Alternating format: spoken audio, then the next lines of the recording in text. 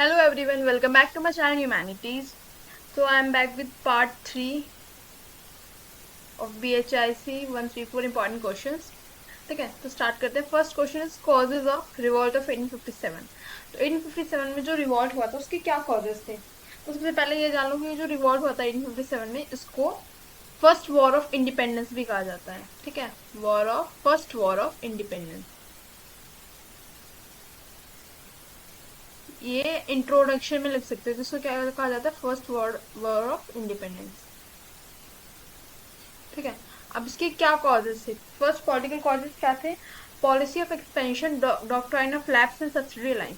तो इस टाइम पे 1857 के टाइम पे जो ब्रिटिशर्स थे, ठीक है, वो क्या कर रहे थे, जो ये जो ईस्ट इंडिया कंपनी थी जो आई हुई थी, जो ट्रेडिंग कंपनी के उससे आई थी, पर धीरे धीरे उसने पूरे जो इंडिया के लार्ज पार्ट पर मोनोपोली बना ली थी. ठीक है, not only in trade purpose तो पॉलिटिकली भी. तो वो क्या कर रही थी, डॉक्ट्राइन ऑफ लैप्स के थ्रू. डॉक्ट्राइन ऑफ लैप्स क्या थी कि जैसे कि आप झांसी में देखोगे, झांसी में झांसी की रानी थी. ठीक है, तो कोई मेल हायर नहीं था, यानी कि वो उनका जो पूरा रीजन था वो उसको खुद गवर्न कर रही थी.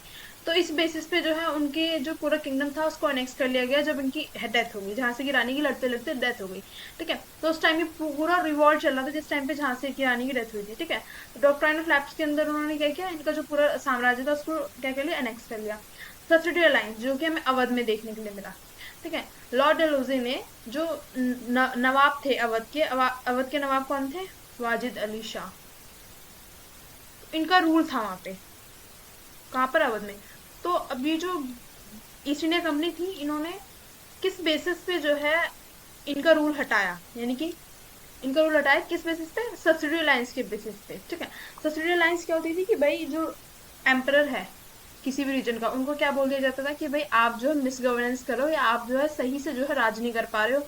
ठीक है, तो इसलिए हम आपका जो एरिया है उसको एनेक्स कर रहे हैं. ठीक है, और एनेक्स करने के बाद क्या देखने के लिए मिलता था, एक सेकेंड, एनेक्स करने के बाद ये देखने के लिए मिलता था कि ये जो है जो राजा के अंडर जो ट्रूप्स होते थे ना, यानी कि जो मिलिट्री होती थी, उसको हटाकर, मिलिट्री इन द सेंस पूरी मिलिट्री को हटाकर जो ऑफिशियल्स होते हैं ना, जो मिलिट्री को कमांड करते हैं, है ना, जो कमांड करते हैं, वहां पर अपने लोगों को इंस्टॉल कर देते थे. यानी कि जो ब्रिटिशर्स, जो ईस्ट इंडिया कंपनी के जो ऑफिशियल्स रहते थे, ऑफिसर्स रहते थे, उनको क्या कर देते थे, इंस्टॉल कर देते थे. और जो उनकी सैलरी होती थी वो भी कौन देगा, नवाब देगा. ठीक है, प्लस नवाब को ट्रिब्यूट पे करना पड़ता था. किसको, ईस्ट इंडिया कंपनी को. तो इस टाइप की कुछ रूल्स एंड रेगुलेशन उन्होंने अपने आप से बना दिए थे. ठीक है, ट्रिब्यूट पे करना पड़ता था ईस्ट इंडिया कंपनी को. तो ये कुछ रीजन थे जिससे जो रूलर्स थे उनमें बहुत ज्यादा क्या हुआ, विद्रोह की भावना जो है क्या हुई, स्टार्ट हो गई. ठीक है, डिसरिस्पेक्ट ऑफ इंडियन रूलर्स, यानी कि ये जो इंडिया में रूलर, जो प्रिंसली स्टेट थे, उनके जो रूलर्स थे जो रूल कर रहे थे, उनको रिस्पेक्ट नहीं देते थे. रिस्पेक्ट इन द सेंस यानी कि उनकी अथॉरिटी को ये कुछ लेजिटिमेट समझते नहीं थे, यानी ये सोचते थे कि वो कुछ है ही नहीं अपने आगे. ठीक है, जैसे कि क्या देखने के लिए मिला, जो बहादुर शाह जफर के नाम से जो कॉइन्स थे उनको इन्होंने हटवा दिया कि ये कॉइन्स अब यहाँ पर नहीं चलेंगे. ठीक है, इकोनॉमिक कॉजेस क्या थे, एक्सप्लॉयटेशन ऑफ इकोनॉमिक रिसोर्सेज, यानी कि ये क्या करते थे, रॉ मटेरियल जैसे कि कॉटन हो गया, ठीक है, सिल्क हो गया, इन सब चीजों को इंडिया से ले जाते थे और ब्रिटिश इंडस्ट्रीज में, ब्रिटेन ले जाकर ब्रिटिश इंडस्ट्रीज में पूरा एक कपड़ा बनाकर, ठीक है, या उनसे जो गुड्स बनाकर, मैन्युफैक्चर गुड्स को वापस जो है इंडिया और उसके आसपास की जो एरिया ना, रीजन, एशियन रीजन, उसमें बेचते थे, वो भी हाई रेट्स पर. ठीक है, यानी कि जितने रेट का लेके जा रहे हैं उससे डबल रेट पे ये वापस लाकर बेचते थे. ठीक है, इस वजह से जो है ये रिवॉल्ट हुआ. Second, drain of wealth, the transfer of wealth from India to England in the form of salaries, pension and profits of the British. यहाँ से जितना भी ये पैसा कमा रहे थे ना, उससे क्या कर रहे थे, जो अपने लोग थे उनको सैलरीज पे आउट कर रहे थे. ठीक है, पेंशन दे रहे थे. ठीक है, तो मेनली जो प्रॉफिट हो रहा था किसका हो रहा था, ब्रिटिश ऑफिसर्स और कंपनीज का हो रहा था. एक्सप्लॉयटेशन किसका हो रहा था, इंडियंस का हो रहा था. ठीक है, हाई लैंड रेवेन्यू, यानी कि इन्होंने परमानेंट सेटलमेंट, या फिर अभी हम आगे पढ़ेंगे, परमानेंट सेटलमेंट और रैयतवाड़ी सेटलमेंट के थ्रू क्या कर दिया था, बहुत ज्यादा जो लैंड रेवेन्यू था, ये जो टैक्सेस थे बहुत ज्यादा जो है हाई फिक्स कर दिए थे. ठीक है, जिसकी वजह से क्या हो रहा था ना, ये हम आगे डिटेल में पढ़ेंगे, मैं शॉर्ट बता देती हूँ. जिसकी वजह से क्या होता है, जो पीजेंट्स थे ना वो सफर कर रहे थे. ठीक है, जमींदार सफर कर रहे, जमींदार कैसे सफर कर रहे थे, उनसे जो जमीन है वो छीन ली जा रही थी. ठीक है, अभी हम देखेंगे कैसे छीन ली जा रही थी. सोशल रिलीजियस कॉजेज क्या थे? रेशियल डिस्क्रिमिनेशन, यानी कि कलर के बेसिस पे डिस्क्रिमिनेशन बहुत ज्यादा प्रिवलेंट था उस टाइम पे। Activities of Christian missionary, Christian missionary क्या थी कि ये जो है जितने भी अदर रिलीजन थे, चाहे वो हिंदू हो, चाहे वो मुस्लिम्स हो, चाहे वो और कोई अदर रिलीजन भी हो, उनको जो है क्रिश्चियनिटी में क्या करा रहे थे, कन्वर्ट करा रहे थे इन्फ्लुएंस करके। ठीक है, तो लोगों का क्या लगा कि ये जो मेजर, ये जो क्रिश्चियन मिशनरीज हैं, ये थ्रेट है हमारे रिलीजन के लिए, ठीक है, क्योंकि कन्वर्ट करा रहे हैं। अब लोगों में इसका गुस्सा क्यों फैला? क्योंकि इनको किसका सपोर्ट मिल रहा था? गवर्नमेंट का सपोर्ट, यानी जो ब्रिटिश क्राउन जो ईस्ट इंडिया कंपनी है उसका सपोर्ट मिल रहा था इनको। ठीक है, मिलिट्री कॉजेज क्या थे? यानी कि जो हमारे जो इंडियन सिपाही होते थे वो ज्यादातर लो पोस्ट में होते थे, उनको लो सैलरी दी जाती थी। ठीक है, उनकी लिमिटेड अपॉर्चुनिटी होती थी प्रमोशन के लिए। सूबेदार की रैंक से ऊपर कोई भी जो है, जो सिपाही है वो अब तक प्रमोट नहीं हुआ। ठीक है, इंडियन सिपाही। अब ऐसा क्यों देखने के लिए मिलता था? क्योंकि वो हमेशा जो है इंडियंस को लोअर मानते थे अपने आप से। ठीक है, इसलिए जो हाई रैंक्स पे जो ऑफिसर्स होते थे वो कौन होते थे? ब्रिटिशर्स के ऑफिशियल्स होते थे। Next, general service enlistment act आया 1856 में, जिसमें जो है हो क्या रहा था ना, बर्मा बर्मा रीजन में वॉर चल रहा था। ठीक है, बर्मा एक रीजन है जहाँ पे वॉर चल रहा था, तो यहाँ से इंडिया से जो है ये ब्रिटिशर्स फोर्सफुली जो है सिपाहीज को लेके जा रहे थे।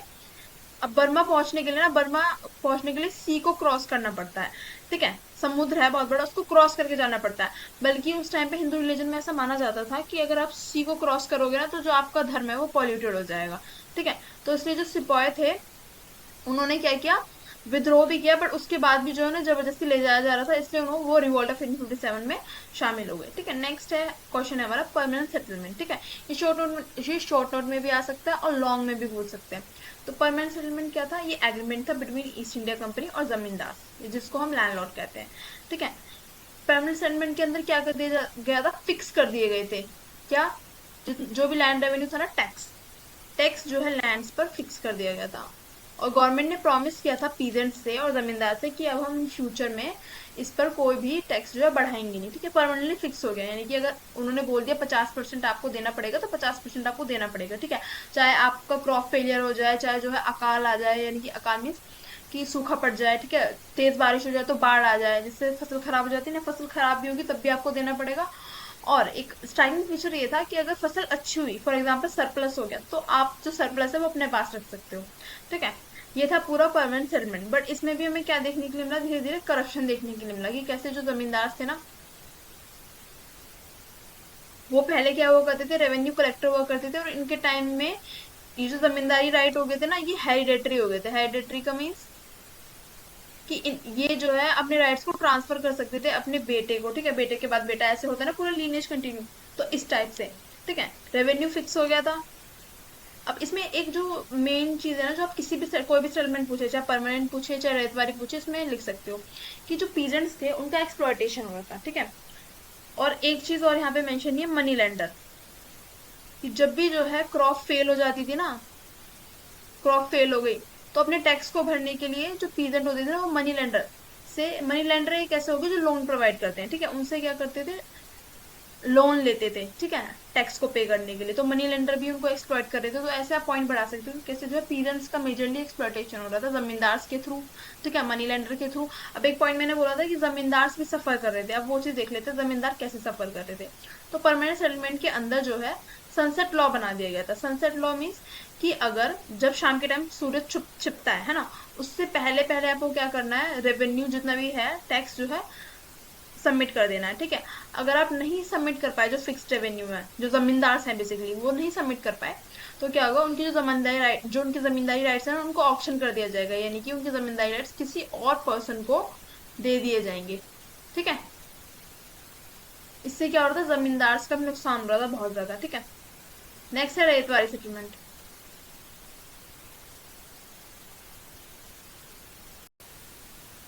देखो, next is ryotwari settlement. Ryotwari settlement के अंदर क्या था कि जो रेतवारी सिस्टम पूरा इंट्रोड्यूस किया था, ये किया था मुनरो